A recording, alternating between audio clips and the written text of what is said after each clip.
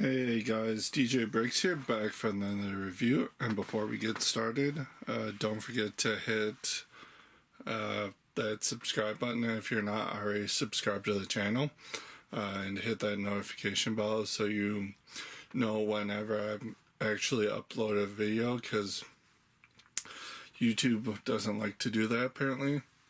And comment. Don't forget to comment below what you think of this set, as well as smash that like button so my channel can reach more LEGO fans. But getting into today's video, I have a LEGO DC Wonder Woman 1984 base set. It is the Wonder Woman vs. Cheetah. It is set number 76157. His recommended ages for 8 and up, and it comes with 371 pieces and retails in the United States for $40. So let's take a closer look at this set and see how it stacks up, starting of course, as always, with the minifigures. Right, for the first figure of this set, we have Wonder Woman in her golden armor. And taking a quick spin, you can see that it is all molded in gold plastic.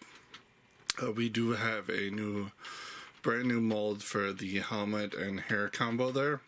It is a little jutting out back there to accommodate the wings, and the wings are also exclusive to the set, molded in that color.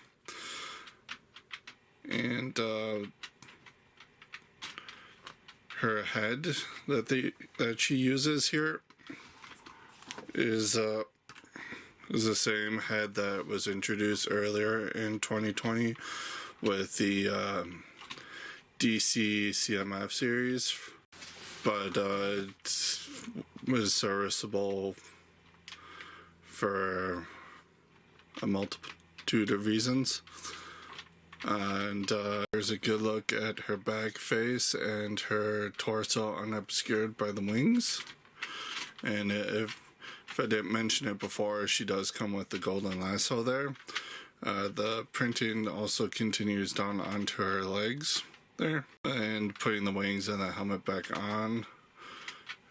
I will point out one last thing, and that is that the gold of the rest of the figure and then the gold of the helmet are two entirely different shades of gold, as you can see. That's because this piece is painted gold and the rest is molded in gold, which creates this weird disconnect, and it doesn't look good in my opinion.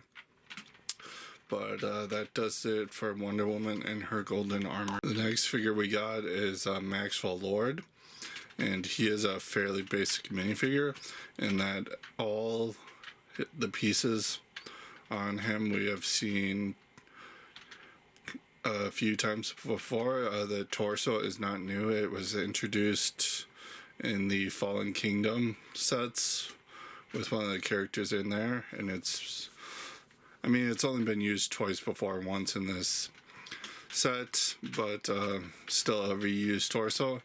And the head is also not new. It is the Henry Turner head from Pirates 5, that set there, and you can see he's got a scared expression, as well as that's what it looks like with a hairpiece. And I will say that is, unlike Wonder Woman, that's not a good face choice for Maxwell Lord here, because he's played by Pedro Pascal in the movie, who is a Hispanic actor, so his skin should be a much darker shade to be more accurate to the movie, and I just don't think LEGO did a good job with this figure based off the movie. But I'm going to give them the benefit of the doubt and assume that Pascal wasn't cast when they went to make this figure, so they just reused parts to create a generic businessman, because that's what they were probably told he was. But that does it for Maxwell Lord. Last but not least, we have Cheetah. And I'm just going to say, Cheetah, her design for the movie here was an awful design. But I won't hold that against this figure, because Lego actually did a really good job at making this figure look awesome and not awful like the movie. And I think a primary thing with that is the Lego style for the faces. That actually helps the figure look very good, in my opinion. And before we get into that face, this white hairpiece here is brand new. Was brand new for 2020, and like Diana's hairpiece, it is exclusive to this set in that color, and just exclusive in general. She's got a nice face print, as you can see there, and I do think that it looks better than what it does in the movie. And they did Lego-fy it up and give her orange eyes, which wasn't part of the character in the movie, or I don't know, because we didn't really get a clear shot of the character. And on the back of the head here, we have a double-sided face with an anger expression, and you can see the back torso printing there, as well as she has the standard minifigure tail there that's been around since the Simpsons line. And that does it for Cheetah. So taking a look at the full breadth of the set, we got the satellite from the end of the movie here, and we got a little camera belt that doesn't really attach to anything, that you can use on the inside or wherever you want to play with it. And taking a quick look at this camera here, it's made up of a basic handful of pieces, but it does capture a 1980s style camera very, very nicely. They use the gun piece that's been around since 2014 as kind of the base of this. On both sides you get that print that's been around for decades at this point. Got a nice little use of parts there to make it look all boxy like the old cameras used to be, and just a fairly basic stand there. But that does it for the camera. And taking a close-up view of the set, you have this small little area that can be hinged back and forth if you want to close it up and make the area look smaller, or expand it and expand your play area. You can do that if you want. It's not really a play feature, but down here we can see that there's some nice shaping here, some nice use of foliage here, and you get a little tower here, which is made up of nice couple of pieces here, including the pentagram pieces. This piece right here is a sticker. There's not many stickers in the set, so that's a plus. Moving into the actual little bunker here, they do have some nice facade and shaping done here for the door. This is a very interesting technique here. They just build it upside down, and then they use these tiles just to like clamp it in and keep it there, which is a really nice technique. I've never seen that before.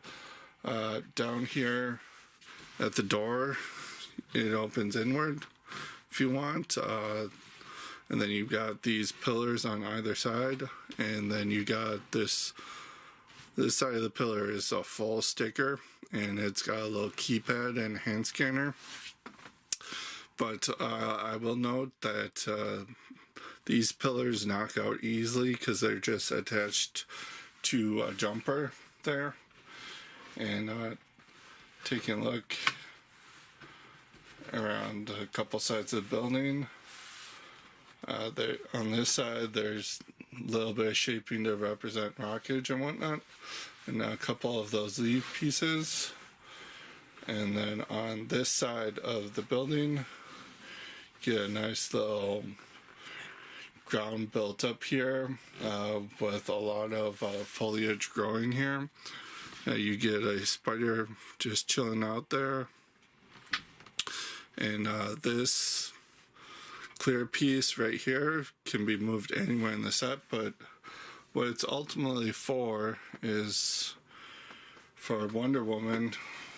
You just attach her to that, and it's supposed to make her look like she's flying or battling. I suppose you can also use it for Cheetah if you want to pose them like that, but that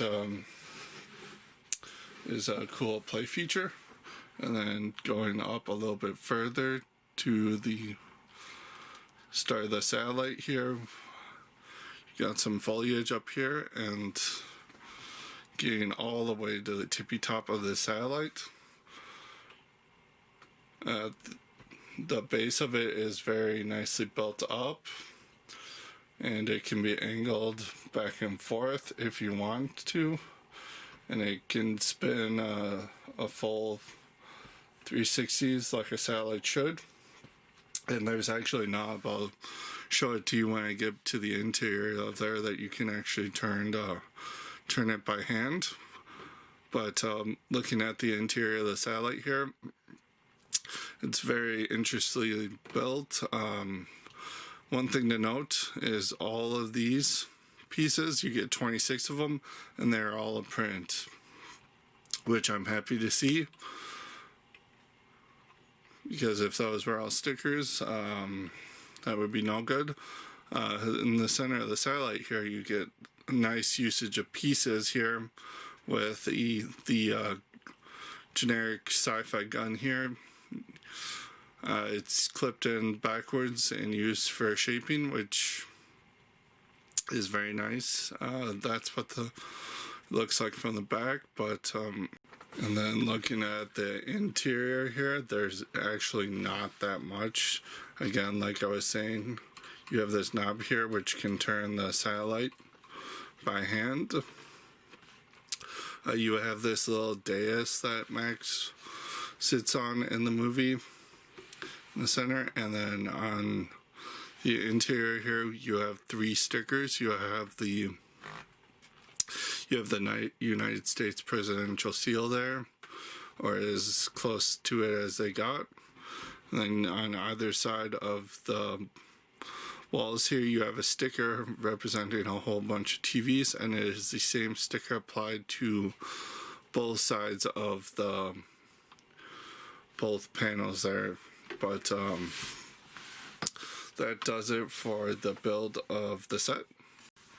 So taking a look at the extra pieces here, we get a couple extra tan slopes, a couple extra studs in a variety of colors, as well as a couple of the round 1x1s with a hole in a few different colors. We get a couple extra Technic pieces. Interestingly, we get an extra barb piece. We get a couple extra of the little clip wrench pieces. But that does it for the extra pieces of this set. Okay, so taking a look at the instructions, straightening out a little bit because mine was really badly shoved into the box, which is unfortunate. It's pretty sizable build here, pretty substantial book. It's split up into 2 bags, so you don't have to worry about sorting parts all that too much. And then it does require 80 pages worth of building. And then the cross-sell here is for the 2019 sets, and I assume that's because this was supposed to release in 2019 when the movie was originally supposed to be released. And then the back 2 pages here is all the part inventory for you if you need it, and on the back as always is the win with a pirate representing it. So taking a look at the box, it is very different from what we normally have for a Lego box. I think that they were trying this weird experiment. We got the Wonder Woman 84 movie logo up here in the top here. We got illustrations actually of Wonder Woman and Cheetah, and then we got the specs down here at the bottom of the set. I will note that the box is kind of this goldish color. Up top here we do have the Wonder Woman logo again, along with the actual size reference, which all 3 minifigures of this set are weirdly sporting. On the side of the box here we get Wonder Woman in the golden armor here, and then on the back of the box we have something akin to the Overwatch sets, where they just show what the set actually is rather than any play features and whatnot, just to give an alternate look at the box or what have you. It was a really weird experiment that they did, and you got the set number up here as well. But that does it for the box. So final thoughts for this set. It is a very interesting set. It had some nice building techniques in the first half, especially with how that little area above the door was just built in there.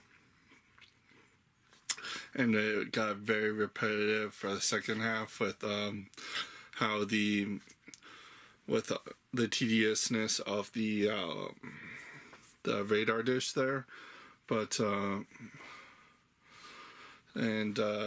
it's light on play features, but the ones that are there are really nice to have and does a good job for giving kids a good area to play and reenact scenes from the movie. But there's not that much interior space for this build. It's more of an facade base, which is a really bad downside. It's a very stable build, but it should hold up to some play, good for display there. Minifigure selection is good. What I would expect for Wonder Woman 84 set to have for minifigures. But I've already stated my issues with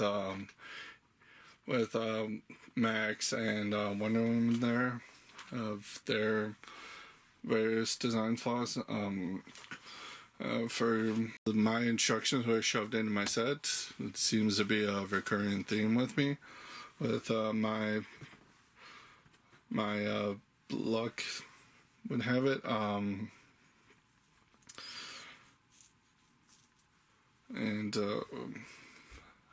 With the whole box here, I understand what they were going for, but I don't understand how they would think that helped would sell the set.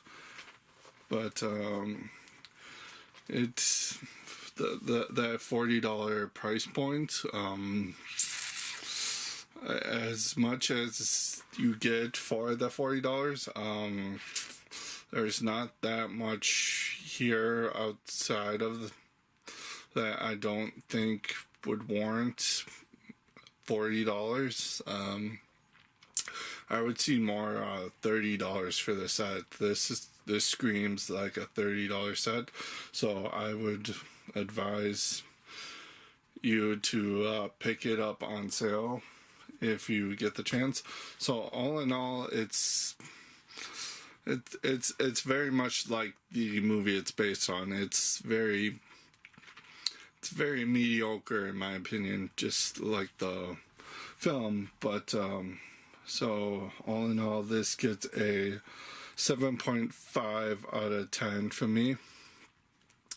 And comment below, let me know what you thought of this set, if you disagree with any of my opinions here. But that does it for this video, and keep on building. I will, and I will see you in the next video.